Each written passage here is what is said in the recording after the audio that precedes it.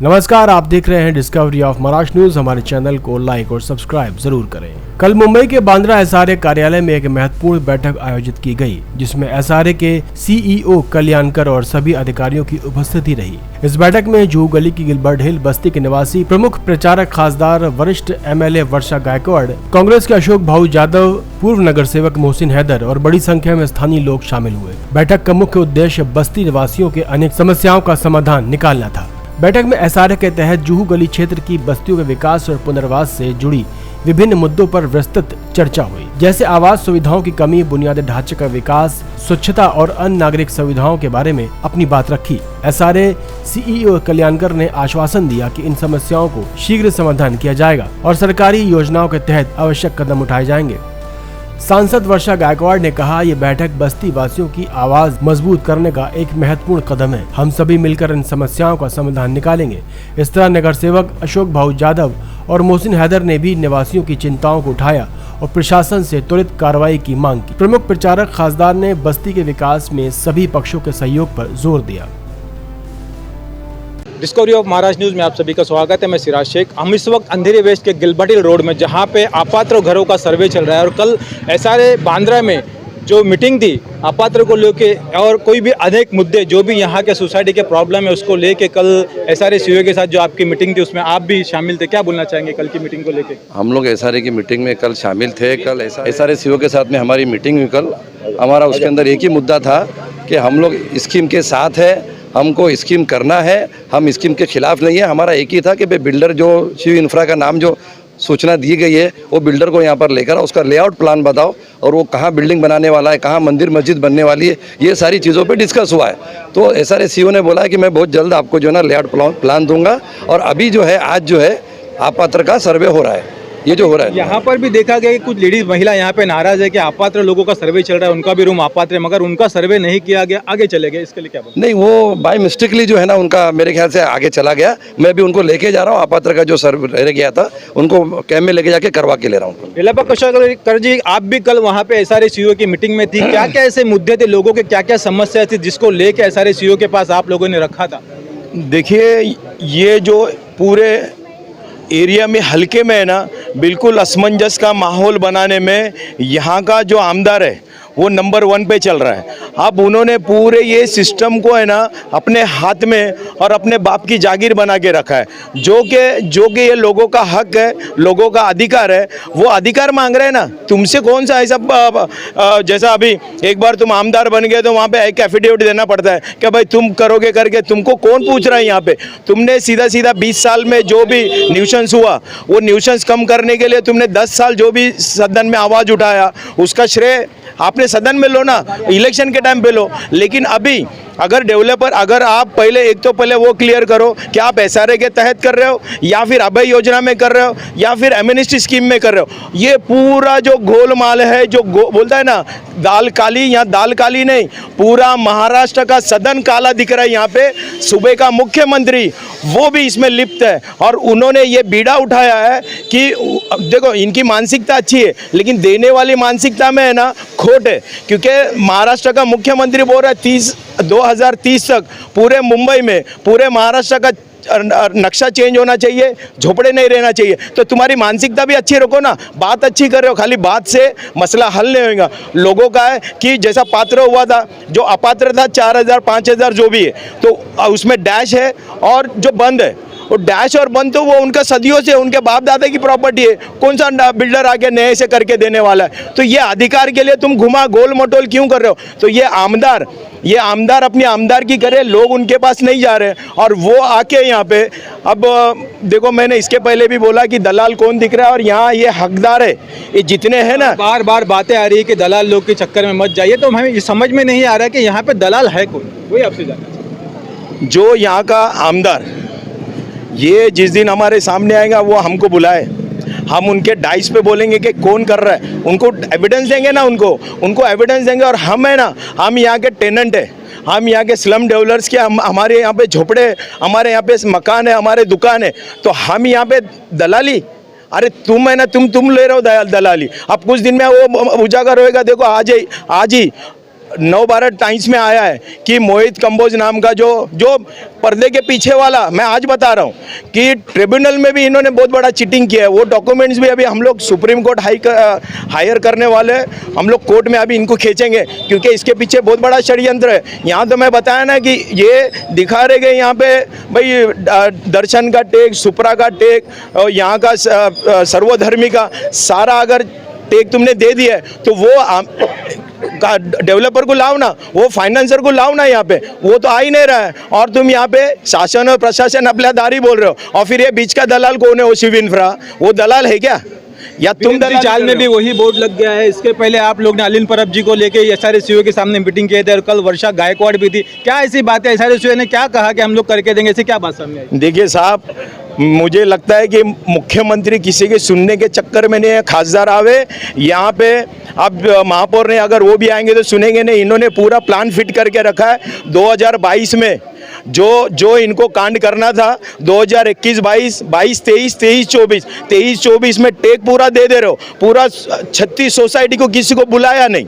अब K3 के विरोध में थे हम लोग, 13(2) लगाने के लिए बोला था, कौन सुन रहा है? तो ये सब मनमानी चल रहा है और ये सरकार का बिल्कुल पुरजोर विरोध होना चाहिए। अब तो मैं बोल रहा हूँ अगर वो डैश और बंद अगर नहीं करा ना तो ये जन सैलाब मुझे लगता है कि ये मुंबई अध्यक्ष को भारी पड़ने वाला है। पूरे मुंबई में इसका डंका बजाने के लिए एक माजी शाखा प्रमुख जाएगा पूरे मुंबई में 227 वार्ड में। क्योंकि देखिए, अब जो पहले का मुंबई का अध्यक्ष था ना, उनको हटाया क्यों गया?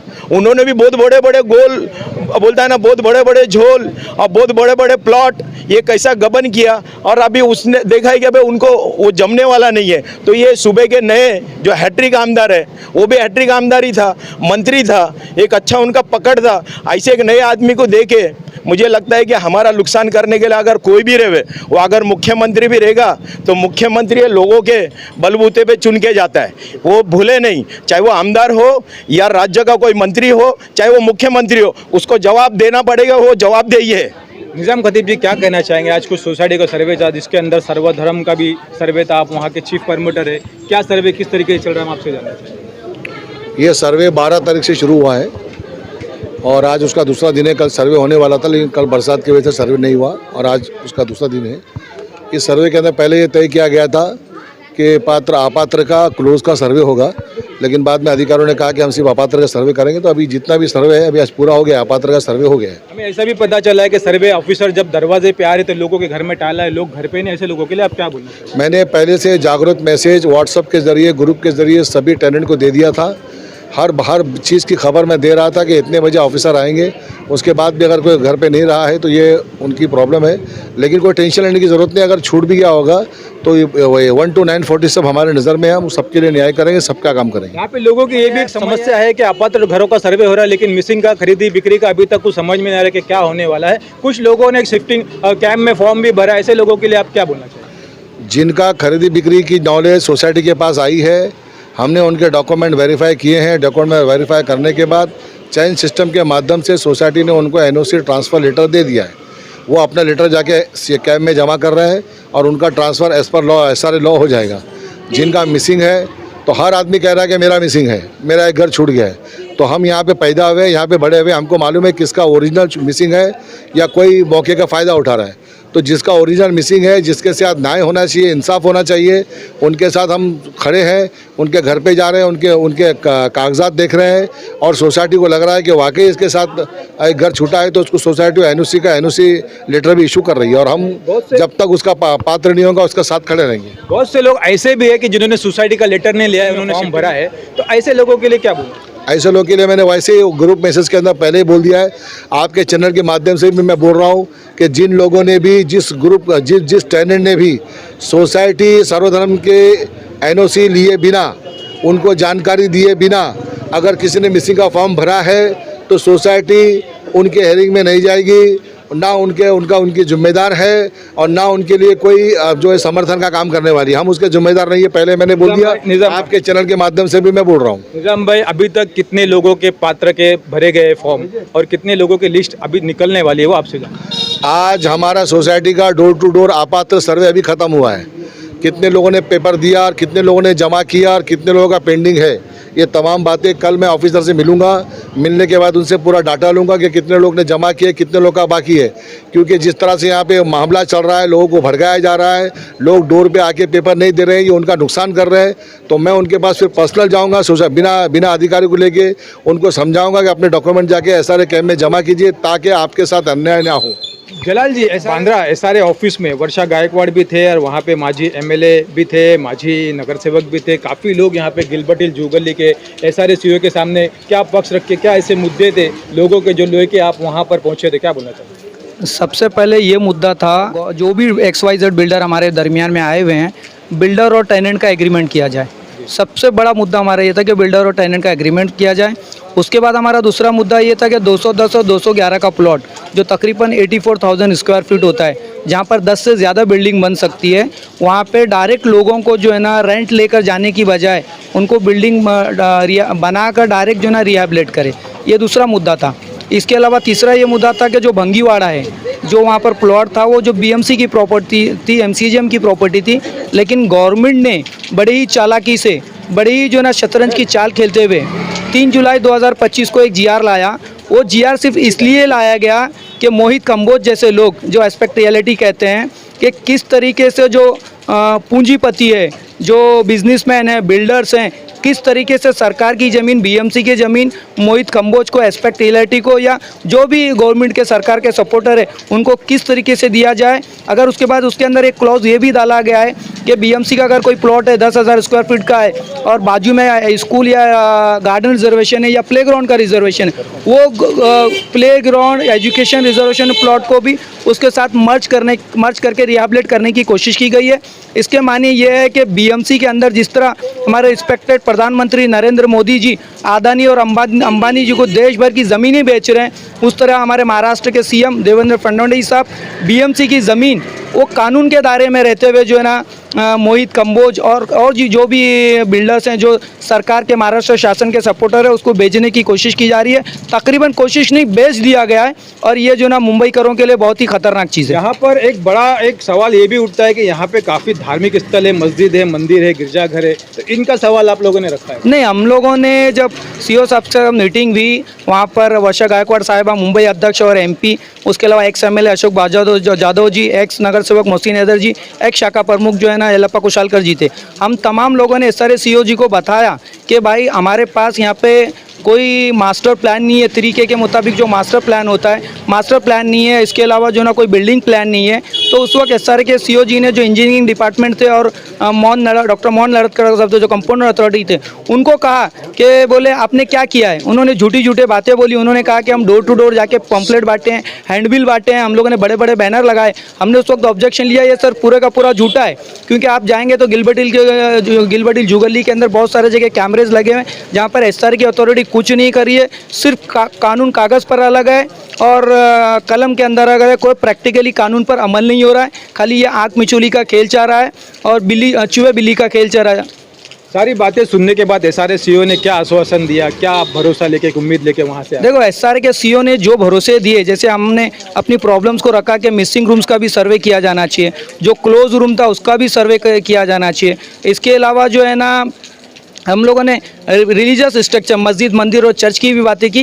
लेकिन SRA के CO ने, जो मुझे लगा वहाँ पर बैठने के बाद, रिलीजियस स्ट्रक्चर, मस्जिद, मंदिरों के बारे में कोई आश्वासन नहीं दिया। वो उन्होंने हमको अभी भी अंधेरे में ही रखा हुआ है। जब तक मस्जिद, मंदिर का लेआउट प्लान या जो भी मास्टर प्लान हमारे सामने नहीं आता, गिलबर्ट हिल जुगली के जो भी धार्मिक लोग हैं, रिलीजियस लोग हैं, वो खून भी देंगे, जान भी देंगे। जब तक हमारी जिस्म में खून बाकी है, जान बाकी है, हम हमारी मस्जिदों को, मंदिरों को और चर्चों को जो है ना बिल्डर लॉबी के आते, पूंजीपति के आते हवाले नहीं करेंगे। Thank you. हमारे साथ महबूब पटेल भी है। महबूब पटेल जी, आपने सुना कि जलाल बाबर जी ने कहा है कि यहाँ पर जो स्कीम हो रही है, डेवलपर का एक कहना है कि पहले हम भाड़ा देंगे, भाड़ा देने के बाद लोगों को यहाँ से खाली करेंगे, फिर वो स्कीम को करेंगे। लेकिन भाड़ा देने का सवाल तब आता है, इससे पहले जो लोग भाड़ा लेके गए, आज 10-15 साल से शिफ्टिंग में जो जर्जर शिफ्टिंग की हालत है, डर है माहौल में वहाँ पर रह रहे, उनके लिए आप क्या बोलना चाहिए?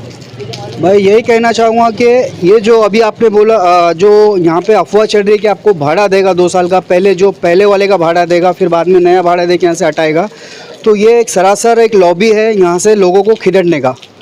ये जो पहली बात तो मुझे नहीं लगता कि 14 साल का भाड़ा किसी को मिलेगा। फर्स्ट ऑफ ऑल ये एक तो वो है, दूसरा जो नया भाड़ा 2 साल की देने की बात कर रहे हैं वो दे सकता है लोगों को बाहर करने के लिए, लेकिन ये गलत तरीका है। जो आज हम ऑब्जर्व कर रहे हैं इस प्रोजेक्ट को लेकर, जो आमनेस्टी योजना का जो पूरे बॉम्बे के अंदर में, जैसा मैं खुद एक पार्ट है इस प्रोजेक्ट का भी हूँ और एक एज वेल एज मलाड में भी चल रहा है। तो आमनेस्टी प्रोजेक्ट्स में क्या होता है कि कोई सरकार के जैसे नुमाइंदे को वो ज़मीन पसंद आती है, उसको वो लेता है और सरकार को जो भी टोकन या जो भी अंडर गिफ्ट करना होता है वो करके उस जगह को अपने कंट्रोल में लेता है। फिर सरकार की जो मशीनरी है, जैसा एसआरए का सिस्टम है, ये जो उसको बिठाकर उनको एक आम आदमी की तरह इस्तेमाल करके लेते हैं कि तुम जाओ। और इस प्रोजेक्ट में कैसा है कि हमको कैसा एफएसआई वगैरह का मैटर आता था। अगर नॉर्मल एसआरए होता ना, उसको जो भी डेवलपर होता था उसको एफएसआई मिलती थी। इस प्रोजेक्ट में जो डेवलपर को एफएसआई नहीं मिलेगी, उसको ज़मीन मिलेगी और इसको ये क्या करेंगे, कहीं भी उनकी ज़मीन पे अपनी जगह देंगे यहाँ के रहने वाले को। तो ये एक बहुत बड़ा ये डिफरेंस है इस स्कीम के अंदर में, स्कैंडल है एक बहुत बड़ा। तो ये अभी मलाड के अंदर में वहाँ पर तो लोगों को यहाँ तक दबाया जा रहा है कि पहले बोला कि तुमको 10 स्क्वायर फीट का जो है, 1 स्क्वायर मीटर है 10 स्क्वायर फीट होता है, 10-11 के बीच में, तो उनको हम 1 लाख रुपया देंगे। मतलब 10 स्क्वायर फीट का 1 लाख रुपया देंगे, इन्हें 100 फुट है तो 10 लाख रुपया देंगे। लेकिन जब लोगों ने उसको प्रूफ किया तो 2 लाख रुपया भी नहीं दे रहे। तो मतलब खिदड़ रहे। मतलब जितना चूज़ कर सरकार के जो नुमाइंदों को फ़ायदा पहुंचाने का जो काम होता है वो इस स्कीम में होता है। ये नॉर्मल इसका एसआरए में होना चाहिए था, डिले हो गई। लेकिन आमनेस्टी का अगर हम सरकार की मेरा यही कहना है कि खाली आप जो डॉक्यूमेंटेशन है वो पूरे करो, लेकिन जो सरकार की जो योजना के साथ आप चलेंगे तो बहुत बुरी तरह, जैसा हम जानते हैं कि आज से 14 साल पहले भी 20 साल पहले भी लोग यहाँ से गए। आज वो आप जैसा शुरू में बोला कि आज वहाँ पे 14 साल से ना उनको भाड़ा मिला है, ना उनको रहने का ढंग से घर मिला है। तो वो दिन वापस से शुरू होंगे इस अंधेरी के। तो मेरा यही कहना है, आपके माध्यम से मैं यहाँ के लोगों को और ये पूरे अंधेरी के रहने वालों को ये कहूँगा कि आमनेस्टी योजना को बदलना होगा और लोगों को यहाँ पर आंदोलन करना होगा कि हमको यहीं पुनर्वसन करके दो, हमको यहीं कहीं एक आप जो जगह लेकर हमको दो, बाय बैक टू बैक। जो है सरकार की रखड़ी हुई जो प्रोजेक्ट होता है, जो भी रखड़ा हुआ प्रोजेक्ट होता है जहाँ पे लिटिगेशन होता है, ऐसे जगह के लिए एमएनसी स्कीम आई है? नहीं, ये रॉन्ग है, ये इन्फॉर्मेशन रॉन्ग है। आमनेस्टी योजना कहाँ लाते हैं मैं आपको बताता हूँ। अभी एक योजना इधर है, एक योजना अभी आपको मालूम है जो सीफेस है। क्या बात है? हाँ, आमनेस्टी योजना ऐसा है कि कोई अभी लोगों ने क्या किया, क्लब योजना बोलते हैं उसको, क्लस्टर डेवलपमेंट बोलते हैं। जैसा कि आमनेस्टी आई, सबसे बड़ा एग्जाम्पल धारावी है। अगर हम धारावी को देखेंगे ना, उसको क्लस्टर योजना के तौर पे एक आदमी को, अंबानी को दिया गया। ये अंबानी क्यों कर सकता था, उसको 10 जन को दे सकते थे। उसका सीटीएस सर्वे के नंबर से उसको बांट के 10-12 लोगों को इन्वॉल्व किया जा सकता था। 10-12 लोगों से वहाँ के लोगों को मतलब कुछ लोगों को मतलब फ़ायदा होता था, 10-12 लोगों को फ़ायदा होता था, देश में उससे मतलब रोज़गार मिलता था, बहुत कुछ फ़ायदे हो सकते थे। बट एक कोई क्यों दिया वो? तो ये जो सरकार है आमनेस्टी योजना इसलिए लाई है कि भाई हम धर दबोच के एक को लाएंगे और एक कमर्शियल है पूरी तरह से। आपको मालूम होना चाहिए कि जो आज बीजेपी के जो छोटे लेवल के लीडर्स है, महाराष्ट्र कैबिनेट छोड़ के जो भी मिनिस्टर्स है वो इलेक्टेड नहीं है, उनको सिलेक्ट किया गया है। तो ये सिलेक्टेड है तो वो भी वही काम करेंगे जो सरकार का कोर कमेटी कह रहा है। मतलब मैंने इसको ये प्रोजेक्ट दिया है, तू इसके लिए काम कर, उधर खड़े रह के दिन रात एज वो सुपरवाइज़र बन के काम कर रहे हैं। तो इसके अंदर में मेरा ये कहना है कि जनता को आप होशियार रहिए, आप अपना डॉक्यूमेंट बेशक विदाउट फेल डॉक्यूमेंट जमा कीजिए, उसका फॉलोअप कीजिए। मैं भी उसका एक पार्ट हूँ, हम भी फॉलोअप कर रहे हैं। लेकिन उसके साथ साथ इस बात के लिए लड़ना होगा कि हमको यहीं पे हमारा पुनर्वसन होना चाहिए। हम भाड़ा नहीं लेंगे। हम आपको बताओ कि आपकी स्कीम कहाँ से शुरू कर रहे हैं, लेफ्ट से शुरू कर रहे हैं, राइट से, क्या फ्रंट से, क्या बैक से। तो अब वहाँ से आप एक एक बिल्डिंग करके आप पुनर्वसन शुरू करो और शिफ्ट करते जाओ। जैसे कि सागर सिटी एक बहुत बड़ा एग्जांपल है हमारे अंधेरी के अंदर में। इस तरह से काम होगा तो सब लोग सहभागी होंगे। या हम मार्क्सवादी कम्युनिस्ट पार्टी से मैं ये कहना चाहता हूँ कि अगर ऐसा होगा तो हम इस योजना के लिए आगे जाएंगे। अगर ऐसा नहीं होता है तो हम इसका खुल के विरोध करेंगे। मेरा नाम पीर मोहम्मद है। कौन सी सोसाइटी में आपका? सर्वधर्म सोसाइटी से। सर्वधर्म सोसाइटी में क्या हुआ आपके रूम पे? मेरे रूम पे नाम दूसरे का आया। किसका नाम है? क्या महारथी अमर सिंह का। आपका घर है, आप रहते हो? हाँ, मैं रहता हूँ और वो नाम दूसरे का है। क्यों सोसाइटी में आपने बताया था ये चीज? सोसाइटी को तो सब मालूम है, सोसाइटी की हुई है। क्या आश्वासन दे रही, कितने साल से? सोसाइटी अभी एक लेटर भी देने तैयार नहीं हमारे को। अच्छा, बोलते ये सर्वे होगा उसके बाद देखेंगे, ये करेंगे, ऐसा बोल रहे हैं। कौन है चीफ परमिटर? कौन है? निजाम खतीब साहब। ओके, तो आपको लेटर भी नहीं दे? लेटर भी नहीं दिए। वो बोलते हाँ तो सर्वे होगा उसके बाद हम लोग देखेंगे, ऐसा बोल रहे हैं। क्या हुआ? क्या अपात्र का तो सर्वे चल रहा है ना अभी? हाँ, तो वो बोल रहे हैं करने के लिए। सोसाइटी क्यों करेगी? ऑफिसर खुद आ रहे हैं ना डोर पे, आप करा दो ना। हाँ, बोल रहे हैं।